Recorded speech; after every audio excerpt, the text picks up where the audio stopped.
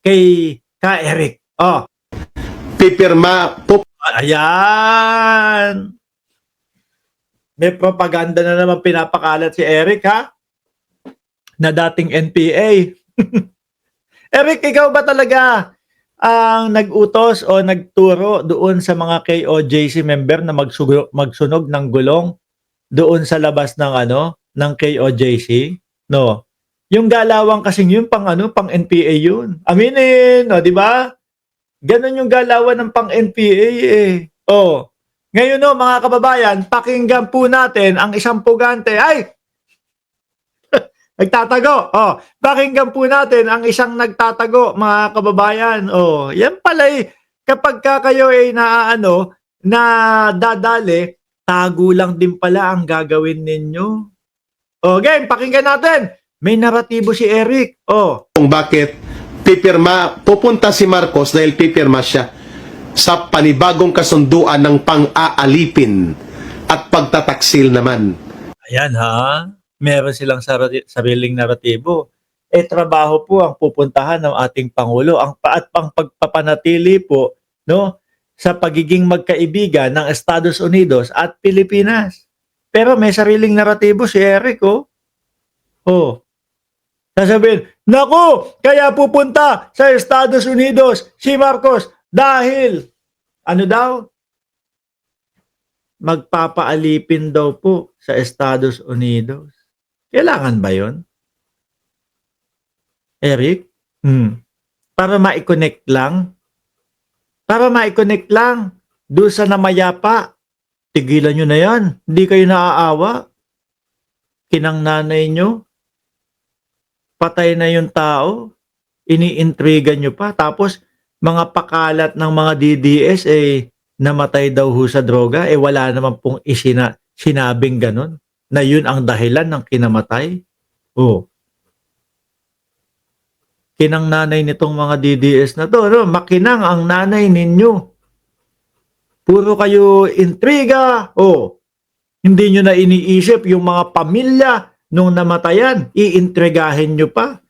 Maidamay nyo lang o maisama nyo lang si First Lady Lisa Marcos. Diyan sa issue na yan. Para sa sambayan ng Pilipino. Nalulungkot ako nang binabasa ko ito sapagkat kung si Pangulong Duterte sana. Andali ha, kapal ng mukha ninyo para sabihin na para sa sambayan ng Pilipino. Kayong mga kupal kayo.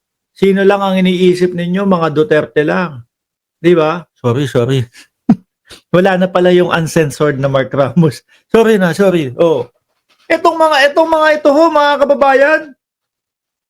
Di ba? Halos ang bukang bibig na lang nitong mga to Duterte. Lahat na nga po, Duterte 7, Duterte kung ano-ano. Duterte 30 years doon sa ICC. Lahat kukonek sa Duterte. Hindi na po para sa Pilipino, para sa mga Duterte na lang ho. O si Vice President Sara Duterte ang nakaupo na presidente ngayon, hindi po Malabang, hindi makapagsalita yan. Mahirap, no?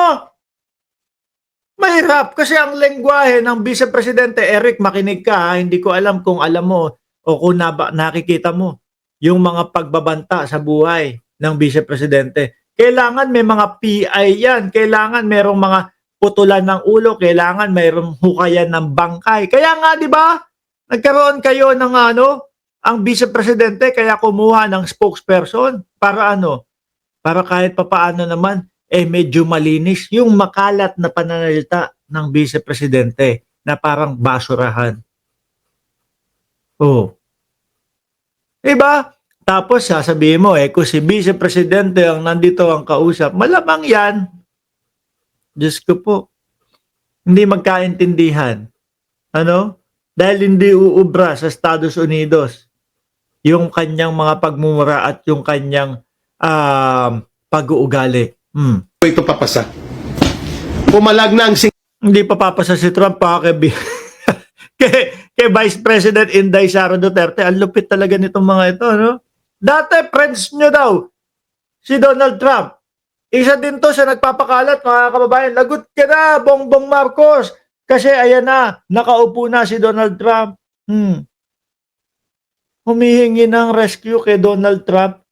Tapos pagmumukain pa tayo na close nila si Donald Trump. Si Bato, congratulations sa aking kumpadre na si Donald Trump. Bugok. Nawalan ka nga ng ano, di ba?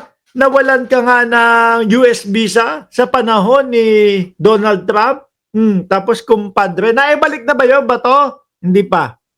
Wala pa din. No, hindi kita nakikita sa Estados Unidos eh. Oh. Tsaka wala kang naibabalita, naibalik na yung iyong US visa. Singapore dito. Sa ganitong imposisyon ng Amerika, pumalag ang Mexico, pumalag ang Canada, pumalag po ang maraming bansa sa kanya, kay Donald Trump. Si Marcos, bahagang buntot at walang kahihiyan. Nako, gumagawa ka na naman ng kwento. Ano yung pinapakita mo? Sapagkat hindi siya makapiyok, hindi makapalag.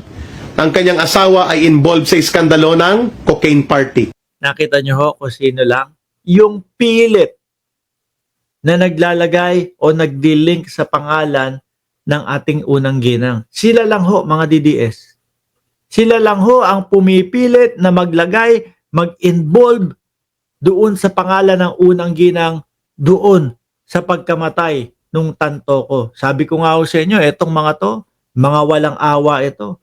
Yung pamilya, nagluluksa. Sila, ginagawa nila ng issue. Pati yung sinasabi nilang namatay sa droga, wala namang ganun na inilalabas. Pero sa kanila, meron.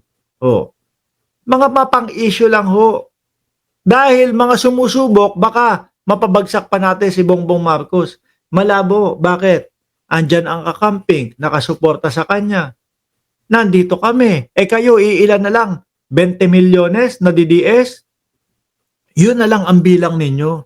Hindi na kayo 32 million. Unang-una, kasama kami diyan sa 32 million dati. Ngayon, ayaw namin yung ugali nyo. Nakita namin yung tunay na ugali ng mga Duterte. Ayaw na namin, di ba?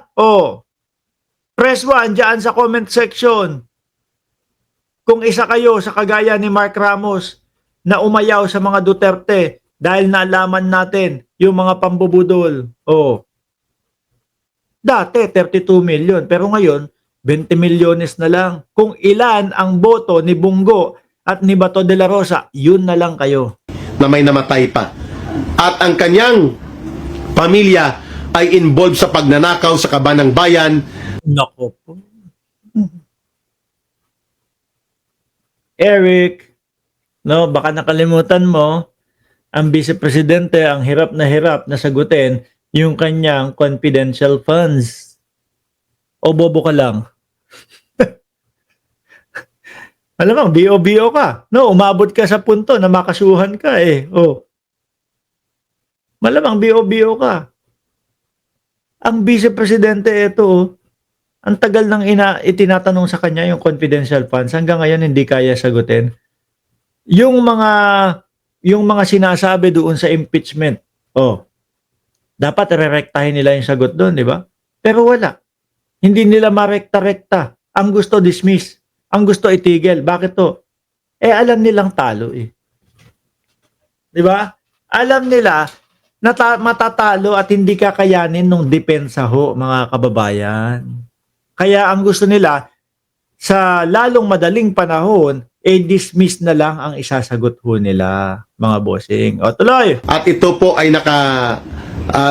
naka-frozen.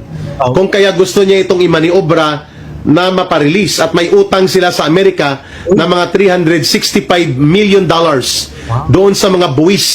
Parang parang taon lang, isang buong taon 300, 1 milyon kada isang araw na dolyar. Mga buwis, nag-imbento ka na naman. Na sinisingil. Biruin nyo mga kababayan, si Donald Trump at ang ating Pangulo nagkita ho doon sa pagkamatay ni Pope Benedict. Ano po? Di sana, bayaran mo yung utang nyo, ganito, ganyan. Di sana, nirekta na, wala namang ganung balita, no? Syempre, ito mga propagandista ho itong mga to. Ng korte sa Amerika. Kaya, malamang sa malamang po, itong nabulgar na dokumento, na ang title po ay US-Philippines Agreement on Reciprocal Trade, na hindi po dinidiscuss sa Philippine media right now. Baka naman kayo lang naman ang gumawa niya, ang hilig niya ng ganyan Di ho ba mga kababayan? Ang hilig nila sa ganyan. Pati yung Pideyalik nga. Oh, yung Pideyalik, ano ho nangyari doon mga bossing? Wala. Dahil mga gawa-gawa. Yung Bolboron video nila, wala. Isa din tong hinayupak na si Eric na ito, mga kababayan. Yung nagpapakalat ng fake news na sabi, merong inarmasa na 300 na katao para pukpukin daw ho. May pamukpok daw ho yung mga tao doon sa Bulacan. No, para pukpukin daw yung mga vlogger nila. Wala naman ng katotohanan. Ayaw silang pagralihin doon dahil ho, mga kababayan, na-realize nung may-ari at nung lawyer na gulo lang ang hatid nila doon sa idadaos nilang pagrarally. Ay pipirmahan ito ni Marcos. Nasabi ko nga kung babasahin nyo ito at kung i-discuss natin isa-isa pa at kung may panahon tayo sa susunod na mga talakayan, ang title nito dapat ng dokumento ay Yung title daw. Ba't ganun yung mga yung mga vlogger ng mga DDS yung isa may nakita ko kay Direk Freddy. Kay Direk Freddy. Tricycle, sabi. Ito naman si title. US Unilateral Economic and Trade Imposition and Dictation on the Philippines. Hindi po ito reciprocal trade framework, mga kababayan. Ito po ay dokumento ng pang-aalipin. Ayun, tuloy na luko. Yan na naman. Puro ganyan lang ho. Sige, basahin mo sa susunod, no? Tapos namin, ipapaliwanag din namin.